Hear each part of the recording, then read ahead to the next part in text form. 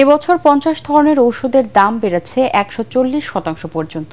তাতে লাগাম টানার উদ্যোগ নিচ্ছে স্বাস্থ্য মন্ত্রণালয়। এজন্য নীতিমালা করা হচ্ছে বলে জানালেন স্বাস্থ্যমন্ত্রী।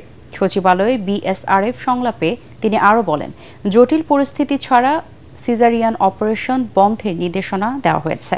অফিস সময়ে কর্মস্থলে ডাক্তারদের না পাওয়া গেলে বরখাস্ত করা হবে। রিপোর্টে জানাচ্ছেন মাহবুব কবির চপল। ওয়ালটন এসিতে ইনস্টলেশন একদম ফ্রি।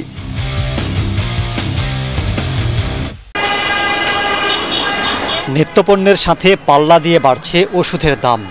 অতি প্রয়োজনীয় অন্তত 50 ধরনের ওষুধের দাম 140% পর্যন্ত বেড়েছে। বিশ্বব্যাংক বলছে, বাংলাদেশে চিকিৎসা খরচের শতকরা 63 টাকা শুধু ওষুধের পেছনেই ব্যয় হচ্ছে রোগীদের, যা অনেক দেশের তুলনায় 2 থেকে 3 গুণ।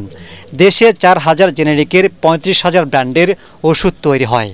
এর মধ্যে 117টির দাম নির্ধারণ করে দেয় ওষুধ প্রশাসন অধিদপ্তর। বাকিগুলোর দাম নির্ধারণ করে কোম্পানিগুলো। তাদের অতি মুনাফা বন্ধে শেষ পর্যন্ত হস্তক্ষেপ করতে হয়েছে হাইকোর্টকে। তাতে টনক নড়েছে স্বাস্থ্য মন্ত্রণালয়ের। আমি এটার ব্যাপারে একটা বড় পদক্ষেপ নিতে যাচ্ছি। আমি এটা এখন এই মুহূর্তে এখানে বলবো না। আমি একবার না কয়েকবারই বলছি যে ওষুধের দাম যেন না বাড়ে, এবং আমার কথা হচ্ছে যেটা সরকারের রিটেল প্রাইস নির্ধারণ করে দেওয়া হয়েছে তার বাইরে গেলে তাদের বিরুদ্ধে অবশ্যই অ্যাকশন নেওয়ার জন্য আমি এটা বলছি, এবং এটা আমি নিয়ে আরও গুরুত্ব সহকারে দেখব যে এটা কি করা যায়। একই সাথে বাড়ছে সিজারিয়ান ডেলিভারি বা অপারেশনের মাধ্যমে বাচ্চা প্রসব। সরকারি হিসেবে গত 13 বছরে সিজার বেড়েছে 37%।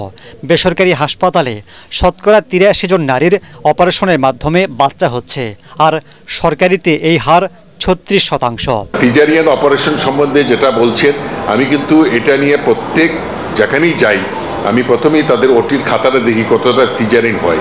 এটাকে ডিসকারেজ করে আসছি। আমিও চাই না যে শুধু সিজারিয়ান অপারেশন হোক। মন্ত্রী বলেন, অফিস সময়ে হাসপাতালে ডাক্তারদের দায়িত্ব পালনে আরও কঠোর হচ্ছে স্বাস্থ্য মন্ত্রণালয়। আমি সিলেটে কিন্তু কর্মস্থলে না পেয়ে সাথে সাথে সাসপেন্ড করছি। এরকম আরও ভবিষ্যতে আমি এরকম আমার প্ল্যান আছে। আমি ঢাকার বাইরে কিছু হাসপাতালে যাব। মাহবুব কবির চপল, ATN বাংলা, ঢাকা।